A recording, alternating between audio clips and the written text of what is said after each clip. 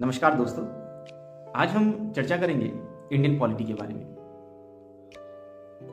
भारतीय राजनीति, Indian polity और इसका आरंभ, स्टार्टिंग, इसके बारे में थोड़ा बहुत हम जानेंगे। लेकिन आज की चर्चा शुरू करने के पहले मैं आपसे एक छोटे दो सवाल पूछूंगा। पहला सवाल, what is the name of your country? दूसरा सवाल, what is the capital of our country?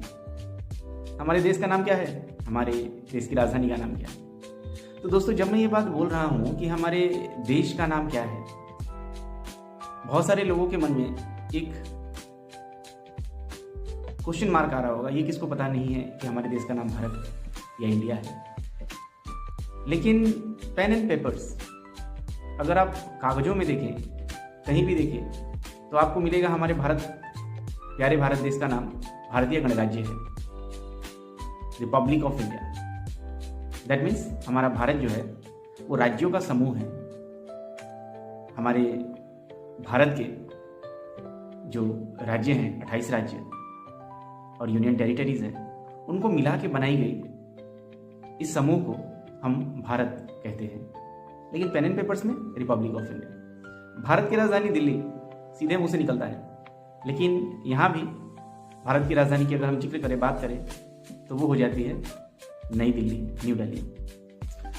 तो इन छोटे बातों से आरंभ करते हुए हम थोड़ा आगे बढ़ते हैं और थोड़ा चर्चा करते हैं आज के कुछ इंडियन पॉलिटिक्स जो आरंभ हुआ उसके बारे में। देखिए, हमारे देश में, हमारे भारत में एक संविधान होना चाहिए। तो सबसे पहले इस चीज को, इस बात को किस व्यक्ति ने हमें बताया? तो एम.एन. रॉय नाम के एक व्यक्ति थे, जिनका पूरा नाम होता है मानवेंद्र नाथ रॉय।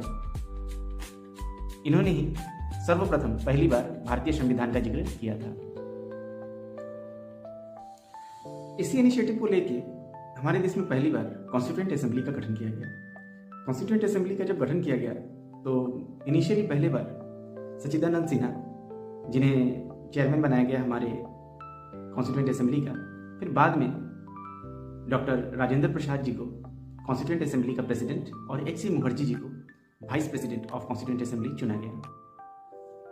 दिसंबर 1946 को बी.एन. राव जी को हमारे देश का पहला कॉन्स्टिट्यूएंट असेंबली का एडवाइजर चुना गया, बी.एन. राव। कॉन्स्टिट्यूएंट असेंबली के टोटल मेंबर्स की संख्या की अगर हम बात करें तो वो थी 389।